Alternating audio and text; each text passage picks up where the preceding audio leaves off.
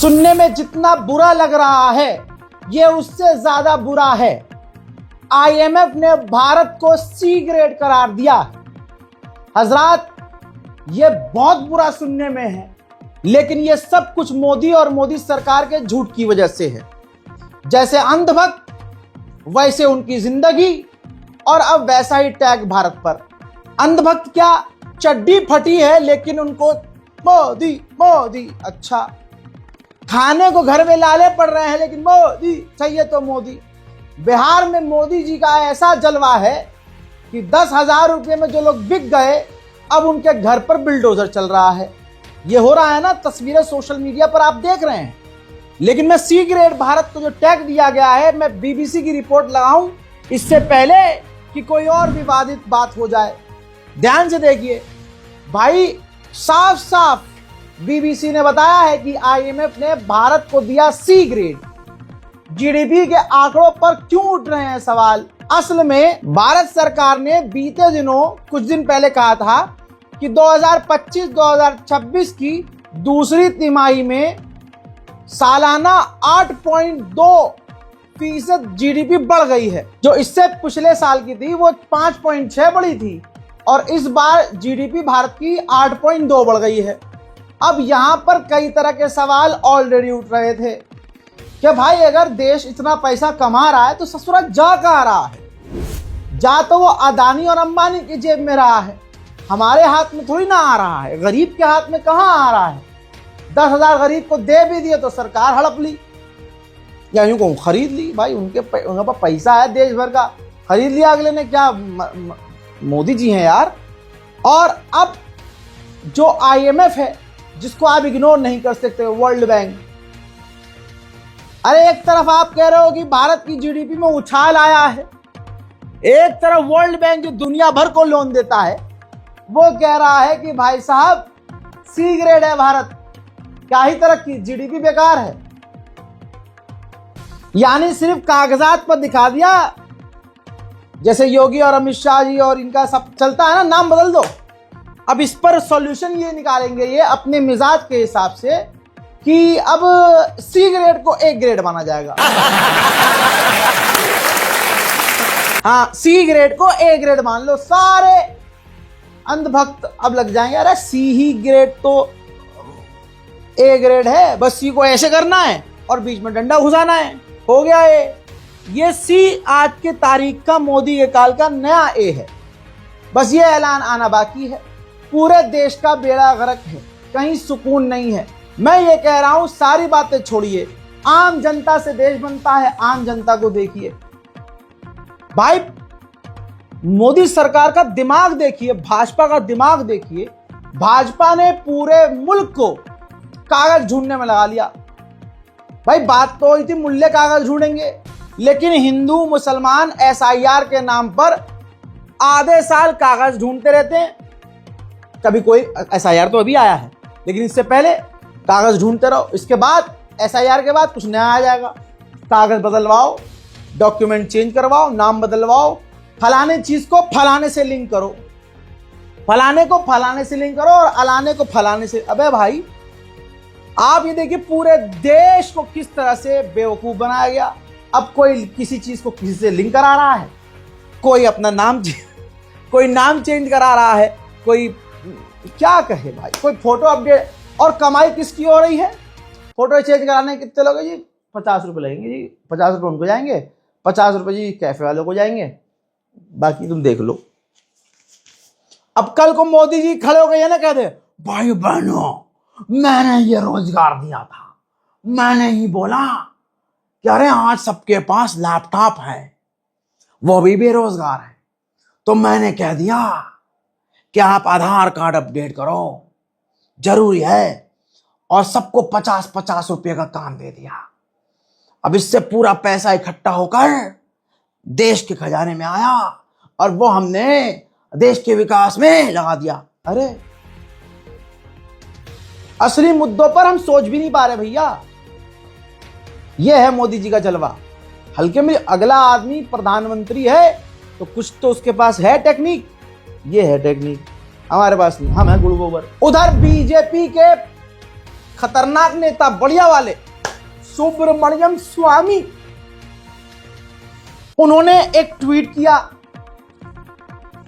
और ट्वीट के बाद उस ट्वीट को डिलीट कर दिया। जो ट्वीट डिलीट किया वो ये है, देखिए, एक तरफ मैं अंग्रेजी रख रहा हूं और एक तरफ हिंदी रख रहा हूं। इस ट्वीट के अंदर माननीय सुब्रमण्यम स्वामी ने खतरनाक बात कही। कहा मोदी ब्रह्मचारी होने का दावा करते हैं, लेकिन असल में वह एक बैचलर हैं जिन्होंने अपनी मर्जी से या बिना मर्जी के महिलाओं के साथ अफेयर्स किए हैं। यूएस इंटेलिजेंस के पास ब्लैकमेल करने के लिए तस्वीर है। पूर्व केंद्रीय मंत्री बीजेपी के नेता सुब्रमण्यम स्वामी, अब इन्होंने ये ट्वीट किया और पता नहीं कहां से प्रेशर आया कि सुब्रमण्यम स्वामी ने ये ट्वीट डिलीट कर दिया। लेकिन तब तक सोशल मीडिया पर कोहराम मच गया। जो बात जनता अब तक सोचती थी कि क्या सच में मोदी जी ऐसे हैं, इतने अच्छे, काम वासना है नहीं उनके अंदर, लेकिन यहां सुब्रमण्यम स्वामी ने भैया कच्चा छिट्टा ही भाई, इतना कौन, मतलब मैं दुआ करता हूं माननीय सुब्रमण्यम स्वामी को अल्लाह सलामत रखे, उनकी जान बची रहे। दोस्तों आप सोचिए कि लाइन बड़ी खतरनाक है कि मोदी जी ने जानबूझकर जबरदस्ती की लड़की के साथ, या तो जबरदस्ती या जानकर या जबरदस्ती रिलेशनशिप रखा है, रिलेशन बनाए हैं, उनसे संबंध बनाए हैं। आगे मैं खुल के बहुत बोलना चाहता हूं, लेकिन अगर मुझे खोल देंगे मोदी जी फिर मैं क्या करूंगा, आप तो फातिहा भी नहीं पढ़ेंगे। अब इसके बाद कोहराम मच गया सोशल मीडिया पर, इसका क्या मतलब, इसका क्या मतलब, इसका क्या मतलब। विपक्ष की पार्टी के नेताओं, कांग्रेस को, इनको मौका मिल गया, सवाल उठ रहे हैं। और ऐसी बात पहले भी आ चुकी है इसी तरह की, कि एक बार की बात है कि जब सीएम थे मोदी जी, तो उन्होंने किसी महिला पर नजर रखवाई थी अमित शाह के जरिए, ऐसा कुछ भी सुनने में आया था। लेकिन यहां तो मेन नेता जो सेंट्रल गवर्नमेंट के नेता है, जो बीजेपी से ही है, सुब्रमण्यम स्वामी, उन्होंने भाई साहब नाड़ा ही खोल दिया। यही नहीं, उन्होंने Maltix.in को एक इंटरव्यू में कहा कि ये जो राफेल की डील हुई है, ये राफेल जंग के काबिल ही नहीं है। हमारे कुछ एक्सपर्ट ये नहीं चाहते थे, लेकिन फिर भी मोदी जी ने ये डील की, क्योंकि ये बात अलग है। Maltix को इंटरव्यू देते हुए माननीय सुब्रमण्यम स्वामी ने यह जताया कि ऐसा लगता है कि यह पर्सनल फायदे के लिए राफेल की डील की गई है। राफेल इतना अच्छा फाइटर जेट नहीं है, वो सिर्फ ट्रेनिंग के लिए इस्तेमाल हो सकता है, वरना नहीं। इन्होंने ये भी कहा, दोहराया कि ऑपरेशन सिंदूर में हमारे 5 राफेल गिरे। और Maltix को इंटरव्यू देते हुए सुब्रमण्यम स्वामी ने यह भी कहा, अगर मेरी बात गलत साबित हो रही है तो साबित कीजिए, वरना मैं तो बोल रहा हूं, मेरे सोर्स बहुत पक्के हैं, फाइटर जेट हमारे 5 गिरे हैं। अब इसके बाद भारतीय जनता पार्टी की देशभक्ति जाग गई है और वो मां बहन की गालियां बक रहे हैं माननीय सुब्रमण्यम स्वामी को। अब रुक जाइए, आगे बढ़ने से पहले मैं कुछ चीज बता दूं आपको। लोग कमेंट करते हैं, इंस्टाग्राम पर डीएम करते हैं, मैसेज करते हैं, रज़ा भाई कोई एक ऐसा काम बताओ, ऑनलाइन कोई काम बताओ जिसमें हम थोड़ा सा कुछ एक्स्ट्रा पेमेंट, एक्स्ट्रा थोड़ा कमाई कर ले। मुश्किल है भाई, जिंदगी बहुत महंगाई है। ऐसे में आज एक आपको मैं ऐप के बारे में बता रहा हूं, मार्केट वॉल्फ ऐप। ये एक शानदार ऐप है भाई, मार्केट वॉल्फ। ये सेबी रजिस्टर्ड ऐप है जो इंडिया में काफी तेजी से वायरल हो चुकी है और फैल रही है। अब आइए देखते हैं इसे यूज कैसे करते हैं। मैंने यहाँ पिन डालकर लॉगिन कर लिया, ठीक। अब फॉलो ट्रेंड पर क्लिक किया, यह आपको प्रॉफिटेबल ट्रेंड दिखाता है, यानी जिसमें आपका फायदा हो। जो बाजार में ट्रेंड पर होता है, आप एक ही क्लिक में उसे फॉलो कर सकते हैं। आप बहुत छोटे अमाउंट से इस पर ट्रेडिंग शुरू कर सकते हैं, जहां दूसरे कंपनियां, दूसरी ऐप आपसे ज्यादा पैसा इन्वेस्ट करने को कहती है। मार्केट वॉल्फ कम से कम पैसे में आपको बोलती है काम शुरू करो। दूसरी बात, ये हलाल प्रोडक्ट है, हलाल तरीका है। इस ऐप में इनबिल्ट स्टॉप फीचर भी है। मान लीजिए आपको ट्रेडिंग नहीं आती है, आपने एक लेवल सेट कर दिया, भाई इससे ज़्यादा नुकसान नहीं होना चाहिए। अब जैसे ही आपका नुकसान होना शुरू होता है, जिस लेवल पर आपने सेट किया होता है वहां अपने आप ऑटो स्टॉप लग जाता है, जिससे आपका नुकसान नहीं हो सकता। मार्केट वॉल्व का जो ब्रोकरेज है वो मार्केट में सबसे कम है। प्रॉफिट ट्रेंड के हिसाब से मूव कर रहा था, मैंने स्टॉप ट्रेड पर क्लिक कर दिया और बस 1306 का प्रॉफिट बुक हो गया इतने कम समय में। इस पूरी फैसिलिटी को आप सिर्फ और सिर्फ 99 रुपए में लाइफ टाइम फ्री में यूज कर सकते हैं। आप यहां सब कमोडिटीज भी यानी गोल्ड, सिल्वर, क्रूड ऑयल या नेचुरल गैस भी इतनी ही आसानी से ट्रेड कर सकते हो, सुबह 9 से रात के 12 बजे तक। मार्केट वॉल्व आपको फ्री रिकमेंडेशन भी देता है। ये देखिए, लोगों ने 14 तारीख को एक दिन में 12,240, जून में 70,468, जुलाई में 59,696 और अक्टूबर में 58,207 का प्रॉफिट बुक किया है। ठीक, और इस प्रॉफिट पर मार्केट वॉल्व का कोई कमीशन नहीं लगा। भाई इस ऐप मार्केट वॉल्व के 2 मिलियन से ज्यादा डाउनलोड हो चुके हैं और लगातार लोग डाउनलोड कर रहे हैं। तो भाई फालतू दिमाग काहे लगा रहे हो, काहे का इंतजार कर रहे हो? जल्दी से जाइए, डाउनलोड कीजिए। और अधिक जानकारी के लिए लिंक जो है डिस्क्रिप्शन में डाल दिया गया है। हमारे भारत के भाई देखो, थोड़ा थोड़ा कमाई का भी मैं बता देता हूं, आपके फायदे के लिए रहता है। जो सही चीज़ है मैं आपको बता देता हूँ, बाकी आपकी मर्जी है। महंगाई बहुत ज़्यादा है ना, तो थोड़ा साइड से भी, तो इसलिए मैंने ये आपको बताया था, आगे भी बताता रहूँगा। हजरात, सुब्रमण्यम स्वामी सिर्फ मॉलिटिक्स को इंटरव्यू देते हुए यहाँ नहीं रुके, उन्होंने खतरनाक खुलासा किया और उससे बहुत दिमाग को बहुत जवाब मिल गया। बहुत सारे लोगों के दिमाग में था कि माननीय जयशंकर के पास ऐसा क्या, ऐसी कौन सी स्किल है कि उनको भारत का विदेश मंत्री बनाया गया। जो आदमी ANI को इंटरव्यू देते हुए ये रिकॉर्ड हो गया कि आप चीन को क्या समझते हो, चीन इज अ बिगर इकोनॉमी। वो वीडियो वायरल है जिसमें वो समिता को इंटरव्यू देते हुए ANI की जो है कि चीन को आप क्या वो बड़ा इकोनॉमी है, आप क्या उम्मीद करते हो कि हम छोटी इकोनॉमी वाले जाके लड़ेंगे उनसे? ना। तो अब जिस आदमी के दिमाग में पहले से ही हार है कि भाई हम तो चीन से जीत नहीं सकते, तो वहां पर कई सारे बच्चे, कई सारे लोगों के दिमाग में था यार हम इतने वीक है क्या। ये घूम ही रहा था। मॉलिटिक्स का आज इंटरव्यू हो गया, उसमें उन्होंने देखिए इस वीडियो में साफ साफ कहा है कि जब मोदी जी CM थे, यानी पहले की बात है, प्रधानमंत्री नहीं थे, तो लाइन में कॉपीराइट के चक्कर में वीडियो प्ले नहीं कर रहा हूं, बस आप ये स्क्रीनशॉट देख लीजिए, ट्वीट पर भी इनके मौजूद है, जिसमें इन्होंने कोट किया है कि मोदी जी चीन में ऐश करने जाते थे और सारा इंतजाम एस जयशंकर करते थे। छी। और PM मोदी ने शायद एहसान के बदले जयशंकर को विदेश मंत्री बनाया है। आप समझ रहे हैं? जयशंकर साहब जो आज देश के विदेश मंत्री हैं, वो एहसान उतारा है भारत के प्रधानमंत्री मोदी जी ने, ऐसा माननीय सुब्रमण्यम स्वामी ने कहा है। अल्लाह इनको सलामत रखे। दोस्तों, हर पॉइंट, हर मुद्दे पर सरकार पूरी फेल रही है, पूरी फेल। जब प्रधानमंत्री के लिए बिलख रहे थे तो उनकी तरफ, भाजपा की तरफ से यह कहा गया था कि हम नीरव मोदी को पकड़ के लाएंगे, हम वो किंग फिशर वाले को, विजय माल्या को पकड़ के लाएंगे। लेकिन पकड़ के क्या लाए? अरे भाई, बांग्लादेश की शेख हसीना। माफ कीजिएगा, निकल जाती है थोड़ी सी मेरी हंसी।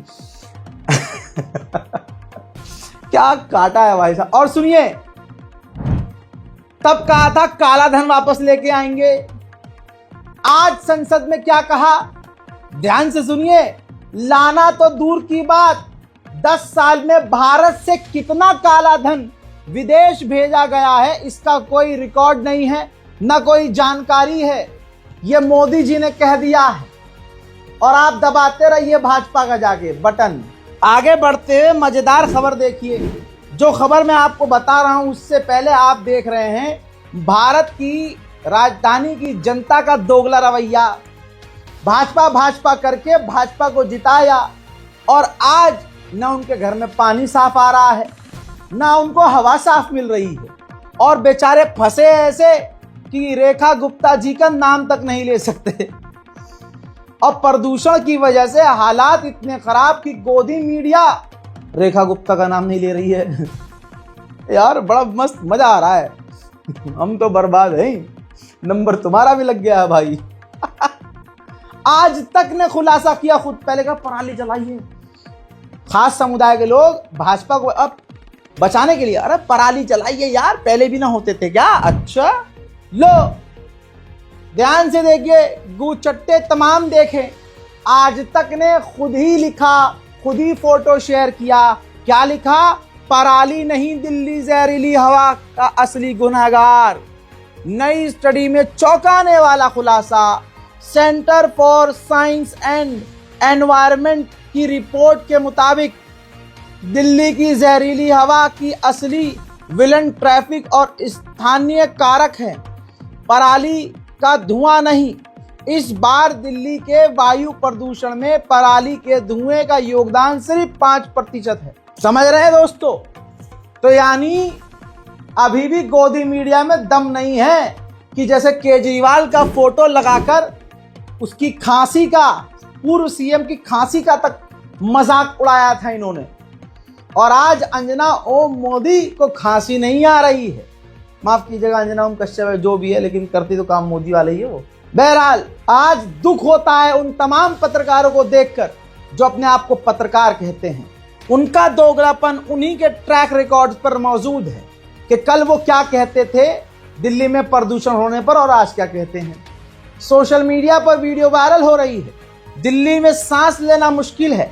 सीजीआई कह रहे हैं कि भैया घर से काम करो, मैं तो सुबह सुबह सिर्फ टहलने निकला था, सांस लेना हराम हो गया, इतना प्रदूषण है।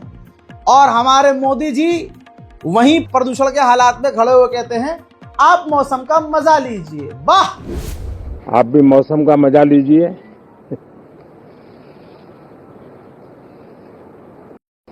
आप भी मौसम का मजा लीजिए। अमृतकाल देखने के शौकीन हैं तो इंडियन एक्सप्रेस गोदी मीडिया का ही ये अपडेट देख लीजिए। दिखाया गया है कि इतिहास में भारत का रुपया सबसे नीचे आकर गिरा है। ये देख लीजिए, मोदी काल में 2025 में इतिहास में भारत के सबसे ज्यादा डॉलर के मुकाबले भारत का रुपया गिरा है। मोदी की तस्वीर इंडियन एक्सप्रेस ने खुद लगाई है। अल्लाह इसके ग्राफिक डिजाइनर को बचाए, उसकी जान सलामत रहे। याद है आज भी आपको ये वीडियो, जब विपक्ष में मोदी जी थे, जब मशरूम नहीं खाते थे तो मुंह बना बना कर कहते थे ये रुपया ऐसा नहीं गिरता है दोस्तों, मैं जानता हूं ये रुपया कैसे नहीं होता। मित्रों, मैं शासन में बैठा हूं, मुझे मालूम है इस प्रकार से रुपया इतनी तेजी से गिर नहीं सकता। अरे नेपाल का रुपया नहीं गिरता है, बांग्लादेश की करेंसी नहीं गिरती है, पाकिस्तान की करेंसी नहीं गिरती, श्रीलंका की करेंसी नहीं गिरती। क्या कारण है हिंदुस्तान का रुपया पतला होता जा रहा है? ये जवाब देना पड़ेगा आपको, इस हिसाब से जवाब मांग। लेकिन आज वही रुपया अंधभक्तों से भी ज्यादा नीचे गिर गया है, लेकिन मोदी जी को पता नहीं चल रहा है। दोस्तों धीरे धीरे तो खेल ऐसा किया जा रहा है कि भारत के हर इंसान के मोबाइल के अंदर मोदी जी पहुंच जाएंगे। ला ला ला ला ला ला ला ला। एपी दिलो पहुंचे ना पहुंचे अपना गाना लेकर, मोदी जी सबके मोबाइल में पहुंच जाएंगे और सब पर रखेंगे पैनी नजर। डराने वाली बात है, लेकिन मेरी हंसी निकल रही है क्योंकि मेरा तो छोड़ो, सब फंस रहे हैं इस बार। भारत सरकार, मोदी सरकार ने जितनी भी कंपनियां हैं मोबाइल की, जो मोबाइल बनाती हैं, सबको पता है क्या कहा है? जो हमारी सरकार की स्टेट गवर्नमेंट की जो ऐप है ना, ऐप सरकारी, हमारी मोदी सरकार की जो ऐप है भारत सरकार की, वो ऐप प्री इंस्टॉल करके दो। India orders smartphone makers to preload state on cyber safety app. Congress Kerala ने इसको रीशेयर करके बड़ी खतरनाक लाइन लिखी, wherever you go I am there Snoopendra Modi. यानी आप अब मोदी जी की ऐप को डिलीट भी नहीं कर पाएंगे और अल्लाह जाने आपके फोन के अंदर वो जो ऐप आएगी उसके जरिए आपकी क्या क्या बातें सुनी और देखी जाएंगी। उधर मोदी जी का विकास छपरा तक पहुंच चुका है। छपरा के गड़खा इलाके में आइए मोदी जी का विकास और वहां के लोग जो 10,000 रुपया लेके दबाए थे, देखो मजा लो। तो भाई लोग मोदी और नीतीश जी के जोड़ी हिट हो गए लो। 10,000 अरे वाह, जोड़ी मोदी और नीतीश जी के हिट हो गई। 10,000 का कमाल हो। 10,000 लगा के देख लो भाई। अरे रे मर जब पैसा में ढेर लगल 10,000 नहीं के लगल। राइट जा ले गलो।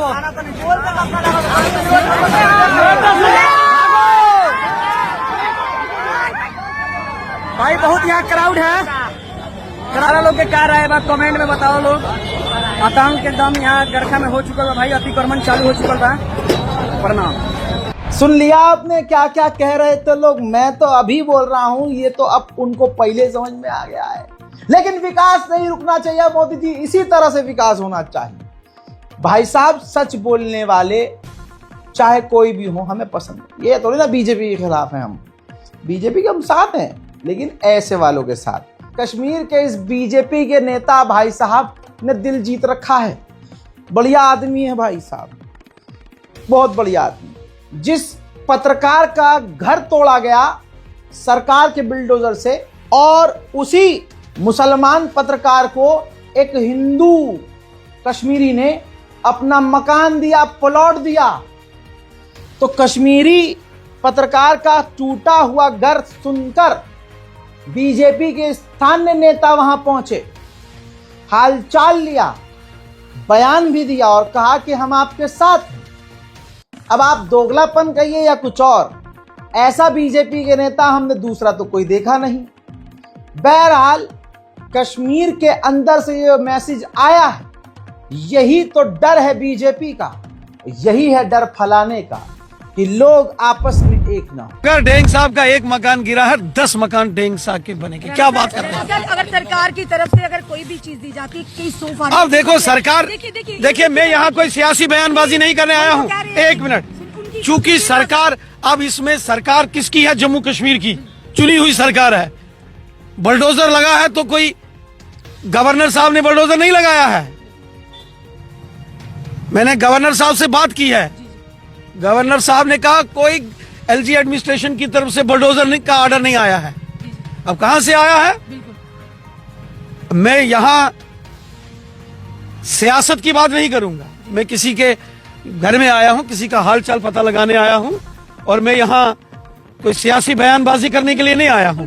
सियासत करने के बड़े मौके हमें मिलेंगे, वहां सियासी सवाल पूछे जाएंगे, आज नहीं। उन लोगों के मुंह पर तमाचा जो भाईचारे को तोड़ने की कोशिश करते, आज कुलदीप जी ने मिसाल कायम की है। सर कुलदीप जी और उनकी बेटी तानिया जी, मैंने पहले कहा यही हिंदुस्तान है, ये हमारा प्यारा है। दोस्तों इसी के साथ साथ अंजना ओम मोदी ये जितने भी देश को जलाने के लिए नफरत की छाती पे बैठ के महानफरत फैलाते हैं, इनकी और इनके बाप की और इनके पूरे खानदान की औकात नहीं है कि इस खबर को बताएं। क्यों? क्योंकि अब ये आतंकवादी इन्हीं के खानदान, इन्हीं के धर्म का, इन्हीं के घर का, अंजना ओम मोदी के घर का निकला है। मतलब अंजना ओम कश्यप के घर का निकला है। इसीलिए अंजना ओम कश्यप ने अपने भाई के बारे में नहीं बताया। भाई साहब हमारी सीआईडी को अल्लाह सलामत रखे। भाई साहब देश बचा हुआ है ना तो इन्हीं कुछ हमारी जो टीम्स हैं इनकी वजह से है जो सेफ है। सोचिए एएनआई डिजिटल ने बताया, ये रहा स्क्रीनशॉट, कि राजस्थान के जयपुर में जो जयपुर की यूनिट है सीआईडी इंटेलिजेंस की, उसने श्री गंगानगर से एक पाकिस्तानी आईएसआई एजेंट को गिरफ्तार किया। लेकिन एएनआई ने हिंदुओं को खुश करने के लिए इसमें, क्योंकि इनके ही खानदान और इनके ही धर्म का आतंकवादी था, नाम नहीं लिखा।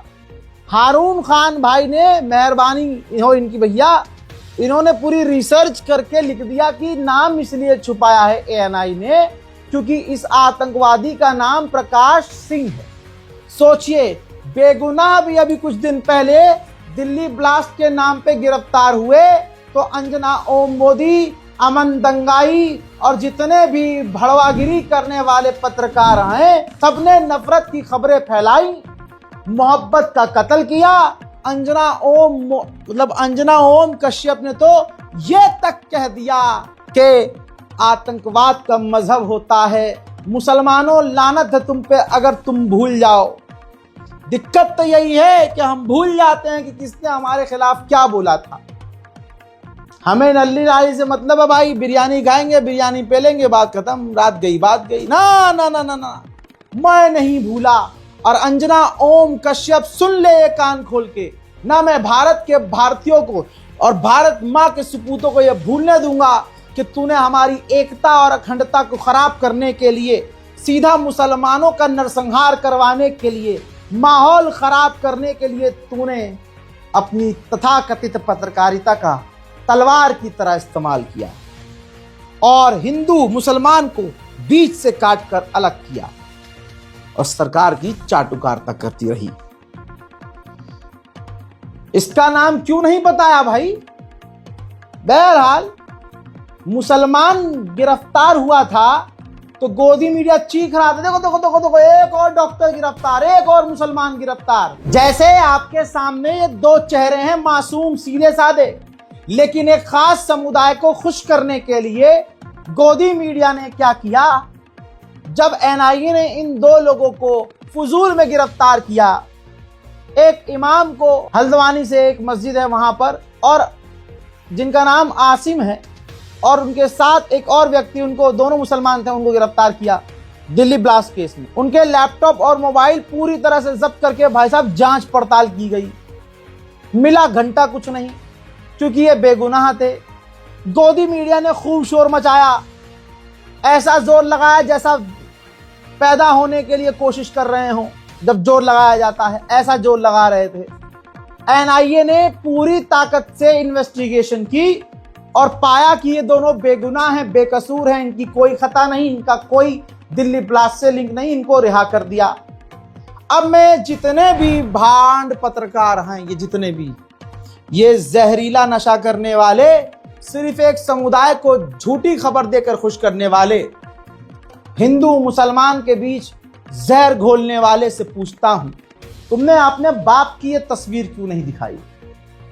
हजरात, इनको टीआरपी आती है सिर्फ मुसलमानों को गरिया के, और जो इनके देखने वाले हैं वो भी इनके ही जैसे हैं, उनको भी मुसलमानों को परेशान करने वाली, गरियाने वाली खबरें अच्छी लगती हैं। इसलिए मैं बेज़मीर मुसलमानों से कहूँगा, ज़मीर जिंदा करो, कसम खा लो, हम चाहे 5% हों, कसम खा लीजिए कि आपके घर में गोदी मीडिया का एक भी चैनल नहीं चलेगा। एक दूसरी तरफ जो मेरे हिंदू भाई हैं, उन लोगों से ये हाथ जोड़कर अपील है कि नफरत से कब तक अपना पेट भरोगे? अरे नफरत से तो राक्षस ही खुश होते हैं। आप तो इंसान हैं ना, आप तो प्रभु श्री राम के मानने वाले हैं। वो बात अलग है कि अक्सर आप जैसे लोग, हिंदू नामी लोग, दूसरों को, बहन बेटियों को कमेंट में, हिंदुओं को ही कमेंट में माँ बहन की गाली बकते हैं, गंदी गंदी। प्रोफाइल पर भगवान श्री राम की तस्वीर होती है, बायो में बम बम बोले लिखा होता है, जय श्री राम जय महाकाल लिखा होता है। ये तो पहचान क्लियर हो ही गई है। लेकिन मैं आपसे कहना चाहता हूं, कब तक आप नफरत के पुजारी बनेंगे? कब तक आप नफरत से खुश होते रहेंगे? आज की तारीख में ये फैक्ट है, चैट जीपीटी, जेमिनी, किसी भी गूगल कर लीजिए, सबसे ज्यादा मुगल पुगल गए अपनी तेल लेने। मुगलों ने इतना मंदिर नहीं तोड़ा जितना मंदिर खुद इस आपकी पसंदीदा भाजपा ने तोड़ा है। ये तस्वीरें देखिए, मैं तो मुसलमान हूं और मैं कभी ख्वाब में भी नहीं सोच सकता था कि जो राम राम करने वाली सरकार है वो अपने ही ताकत से आप लोगों के सामने आंखों के आपके सामने ऐसे प्राचीन 100 साल पुराने मंदिरों को तोड़ेगी, जिसमें हनुमान जी की मूर्ति भी खंडित की जाएगी। लेकिन यह आपकी ही बेगैरती है, क्योंकि आपको बेगैरत होना पड़ेगा, क्योंकि आपने ही प्रभु श्री राम के नाम पर एक व्यक्ति को इतना ऊपर कर दिया कि अब आप सोच रहे होगे कि इसे उतारे कैसे। सच्चाई यही है। खबर आपको मिल गई होगी, दिल्ली में आरएसएस का जो दफ्तर है, सिर्फ उनको आरएसएस वालों को अपने लिए पार्किंग चाहिए था, तो 1500 साल पुराना जो मंदिर बाजू में था, एक मुसलमान बता रहा है, मेरे हिंदू भाइयों सुनो, 1500 साल पुराना मंदिर आरएसएस ने तोड़ दिया, क्योंकि आपने आरएसएस को राम जी से ऊपर कर दिया, क्योंकि आपने ऐसे इंसान को चुना कि जिसकी आईटी की टीम और जिसका जमीर एक्सेप्ट करता है कि प्रभु श्री राम छोटे दिखाए जाएं और मोदी जी को बड़ा दिखाया जाए कार्टून में, कि मंदिर में राम जी को मोदी जी लेकर लौट रहे हैं। ये सब ऊपर वाले की नाराजगी है, जो लाठियां चारों तरफ से हम सब पर पड़ रही हैं। देखना चाहोगे, सुनना चाहोगे, मेरी जबानी नहीं, अपने हिंदू भाई बहनों की जबानी सुनो, और दिल में तकलीफ हो तो अगली बार दबाना तो सोच लेना। अगली बार मुसलमान के खिलाफ जहर उगलने से पहले मैं तमाम हिंदू भाइयों से अपील करूंगा, सोचना कि हमें लड़वा कौन रहा। सभी को जय श्री राम। ये हिंदू टेम्पल है आपका अपना झंडे वालान मंदिर में, और ये आरएसएस की बिल्डिंग है यहाँ पर अपना झंडे वालान मंदिर में। ये मंदिर का इतिहास 1400 साल पुराना है। सन 1947 से हम यहाँ बैठे हैं और यहाँ पे मंदिर की सेवा कर रहे हैं। सभी श्रद्धालु सेवादारों को दिखाइए, सभी श्रद्धालु सेवादार यहाँ पे वेट कर रहे हैं कि किसी तरीके से कि आरएसएस की कार्रवाई रुके। सिर्फ और सिर्फ आरएसएस को पार्किंग चाहिए, सिर्फ पार्किंग के चक्कर में इस मंदिर को तोड़ा जाता है। क्या सही है? 1400 साल पुराना मंदिर सिर्फ पार्किंग के लिए तोड़ा जा रहा है। श्री राम मंदिर बना था अयोध्या में, पूरे हिंदुस्तान ने देखा था, मोदी जी की, योगी जी की फोटो हर जगह आई थी, और आज मंदिर टूट रहा है। कहाँ है इनकी फोटो? कृपया करके इस वीडियो को फैलाइए और ताकि ये वीडियो मोदी जी तक, योगी जी तक जरूर पहुंचे। यूपी के मेरठ की घटना ने एक बार फिर से एग्जाम्पल सेट किया है कि ये जो बहुसंख्यक समाज हमारा हिंदू समाज है, ये मुसलमान से कितनी नफरत करता है, और नफरत की इंतहा ये कब की पार कर चुके हैं। आप इनके साथ कितने भी अच्छे हो जाइए, ये आपको आतंकवादी ही मानेंगे और आपको गलत साबित करने के लिए एड़ी चोटी का जोर लगा देंगे। खाने के लिए घर में चाय हो ना, लेकिन नफरत फैलाने के लिए सबसे आगे। हजरात, नफरत की बात आई है तो पहली बात तो मैं ये सोच रहा हूं कि ऐसी फिल्म धर्मा प्रोडक्शन ने बना कैसे दी। मैं ये सोच रहा हूं ईशान खट्टर ने ये फिल्म कर कैसे ली। मैं ये सोच रहा हूं कि इस फिल्म के अंदर काम करने वाले जितने टॉप के एक्टर और एक्ट्रेस हैं, इनको अपनी जिंदगी का कोई खतरा नहीं था क्या? दोस्तों, फिल्म का नाम है होम बाउंड, नेटफ्लिक्स पर मौजूद है। मैंने ये कल बैठकर देखी है। मेरा दिल इतना मजबूत है कि गाजा और फिलिस्तीन के मामलों में ही मैं रो पाता हूँ, मेरी आंख तभी नम होती है। लेकिन इस फिल्म होम बाउंड जो मैंने देखा, पूरी देखी, इस फिल्म ने मुझे रुलाया, और हर 3 मिनट के अंदर मेरे मन से इस फिल्म के डायरेक्टर और एक्टर और एक्ट्रेस के लिए दुआ निकल रही थी। जिस तरह से ईशान खट्टर ने एक मुसलमान का रोल निभाया और उनके दोस्त सहयोगी ने एक दलित का, पिछड़े वर्ग का रोल निभाया। कोरोना काल में जिस तरह से एक्चुअल में हमें पीटा गया, मजदूरों को मारा गया, जिस तरह से कोरोना काल में गरीब 3-3 हजार किलोमीटर चलकर अपने गया, जिनमें से कई अपने घर न पहुंच पाए। दफ्तरों के अंदर एक मुसलमान के साथ कैसा दोहरा और दोगला व्यवहार किया जाता है। एक सिंपल से काम के लिए मुसलमान को उसके दफ्तर में कैसे ज्यादा परेशान किया जाता है, एक बहुसंख्यक समाज के द्वारा, हिंदू समाज के द्वारा इस फिल्म के अंदर देख लीजिएगा। मैं इस फिल्म को देखकर हैरान हूं अभी भी कि ये बना कैसे दी और रिलीज कर कैसे दी। काफी समय टीम से इस बारे में डिस्कशन किया तो फिर हम एक पॉइंट पर राजी हुए कि हाँ, इसीलिए इसको नेटफ्लिक्स पर रिलीज किया गया, क्योंकि यहाँ सिनेमा हॉल में अगर रिलीज होती तो पहली बार मोदी जी रिलीज नहीं होने देते, और होती भी रिलीज तो इतने इसमें सेंसर किए जाते कि ये सारी सेंसलेस हो जाती। तो आज ही इसी वक्त नेटफ्लिक्स पर जाइए, होम बाउंड देखिए, ताकि आपको हमारे समाज का घिनौना चेहरा नजर आए। फिल्म की गारंटी मैं खुद ले रहा हूं, शुरू से आखिर तक कोई भद्दापन नहीं है, शुरू से आखिर तक कोई झूठ नहीं है, शुरू से आखिर तक कोई फर्जी कहानी नहीं है, शुरू से आखिर तक कोई गलत फीलिंग्स नहीं है।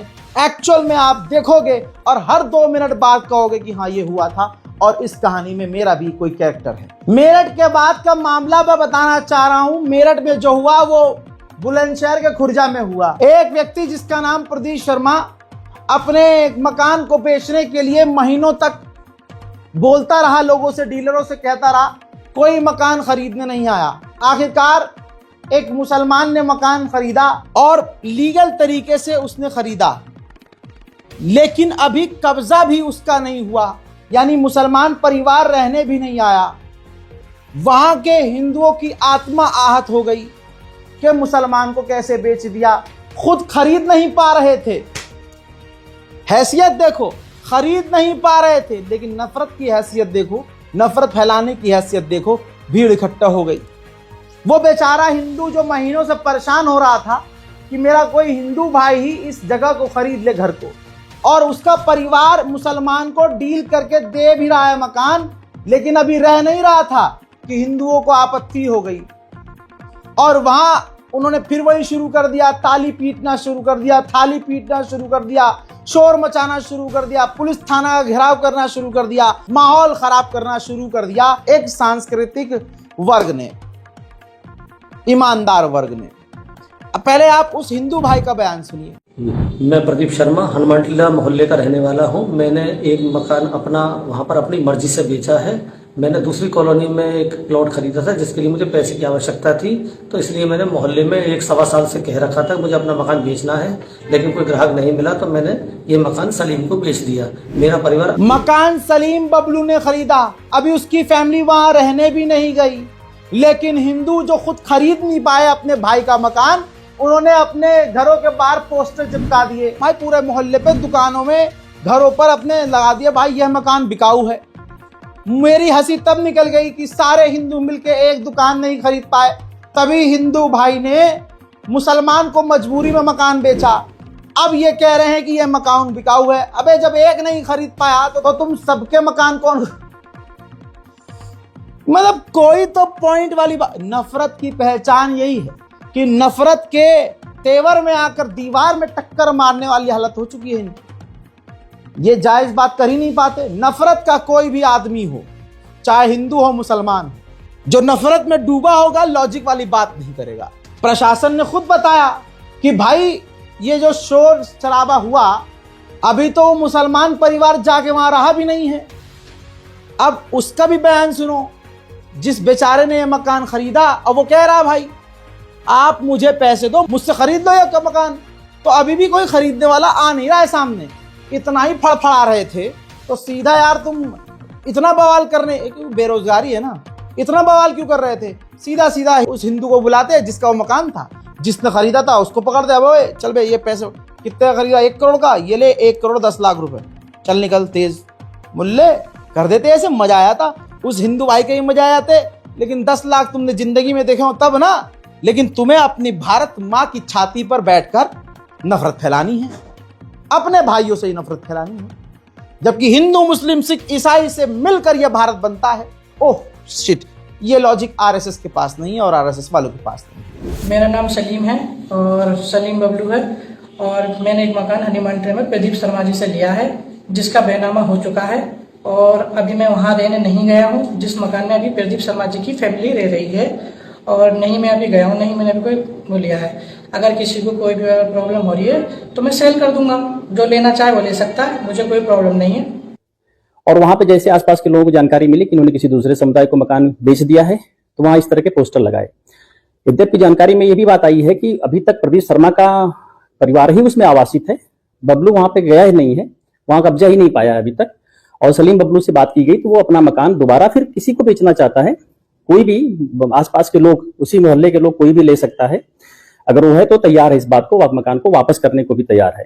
तो वहां पे इस तरह से पलायन जैसी कोई बात नहीं है। लोगों को इस तथ्य से जानकारी में डाला गया, लोगों ने पोस्टर भी हटा लिया है और वहां पे शांति है। आप संस्कारी समुदाय की असलियत देखिए, इनसे जुड़े हुए जितने लोग मिलेंगे मुसलमानों की नफरत में डूबे हुए, बिना सर पैर की बात करेंगे और प्रभु श्री राम इनको खुद फंसाएंगे, ये खुद फंस जाएंगे भाई साहब।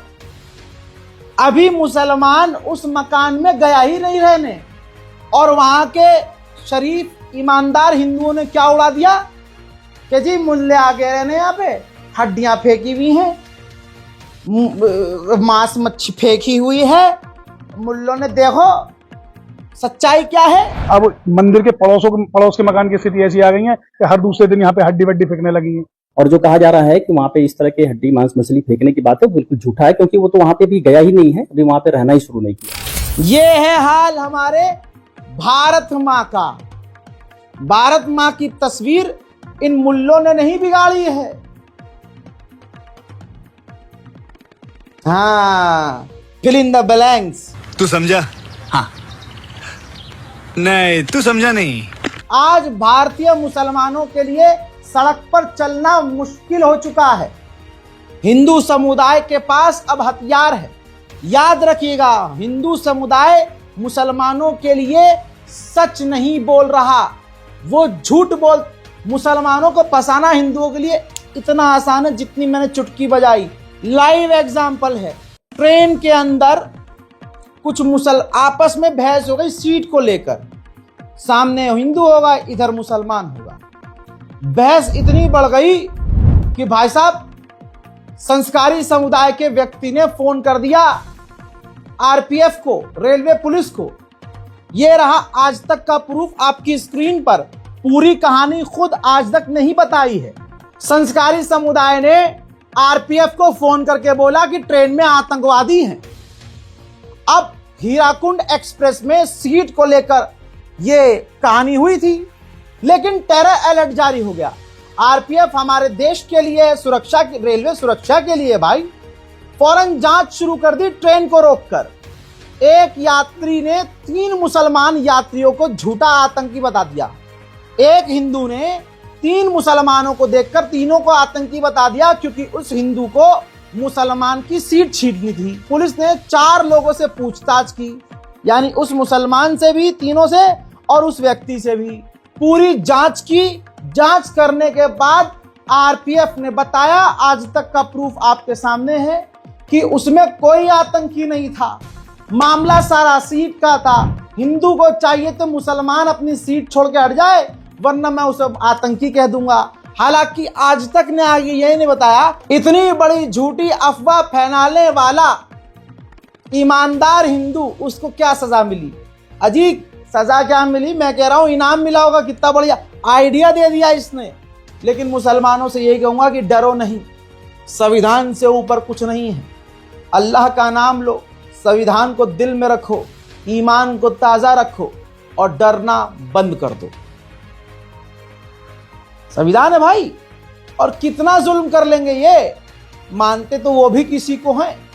शर्म तो आप देखिए कितने बड़े लेवल पर जलील हो रहे हैं, पूरी दुनिया में नंगे हो रहे हैं। तो इस आखिरी खबर से क्या साबित हुआ कि एक खास समुदाय मुसलमानों को फंसाने के लिए कुछ भी अंड बोल देता है। तो इसी तरह से ये दुनिया में नंगे होते रहेंगे और इस्लाम इसी तरह से आगे बढ़ता रहेगा। इस्लाम आतंक का नाम नहीं है। जिहाद वो जिहाद नहीं है जो तुम कहते हो लड़न जिहाद और कद्दू जिहाद और जी मेरा ये जिहाद। ये तुम्हारे दिमाग की उपज है, क्योंकि तुम्हारे पास सरकार के खिलाफ बोलने के लिए कुछ नहीं है, तुम्हारे पास हक बोलने के लिए कुछ नहीं है। तुम्हें काम पे लगाया गया नफरत फैलाने के, लेकिन तुम भारत माँ कह के खुद भारत माँ के चीथड़े उड़ा रहे हो इस देश की एकता अखंडता को तोड़ के। मैं पूरे हिंदुस्तान, पूरे भारतवासियों से अपील करूंगा, आज भी वक्त है। भारतीय नेताओं के चक्कर, चाहे कांग्रेस हो, चाहे भाजपा हो, चाहे एमआईएम हो, सब चीजों से किनारे हटके जरा ऊपर उठकर मुल्क के तौर पर सोचो, अखंडता और एकता के तौर पर सोचो। अबे जब हमें अखंड भारत चाहिए और हम खुद खंडित हो रहे हैं तो हमें अखंड भारत कैसे मिलेगा? किसी को तकलीफ है, पर्सनल खुन्नस निकालो ना। बहरहाल उम्मीद है कि यह नेशनल प्राइम टाइम आपको पसंद आया होगा। आपको मैंने बताया था मार्केट वॉल्व के बारे में, जाइए डिस्क्रिप्शन में डाउनलोड लिंक है, क्लिक कीजिए, डाउनलोड कीजिए। कमेंट सेक्शन में भी डाउनलोड लिंक को मैंने पिन कर दिया है आपकी आसानी के लिए। अब आपके घर आकर मोबाइल खोल के डाउनलोड तो नहीं करूंगा मैं मार्केट वॉल्व, इतना तो आपको खुद आना चाहिए। विकासशील देश है भाई हमारा, कम से कम कमाना है तो एड़ी चोटी खुद भी घिसिए। इस रिपोर्ट को शेयर कीजिए, अपनी राय कमेंट में लिखिए, चैनल को सब्सक्राइब कीजिए। मैं हूं रजा और आप देख रहे थे रजाग्राफी अनस्क्रिप्टेड। जय हिंद।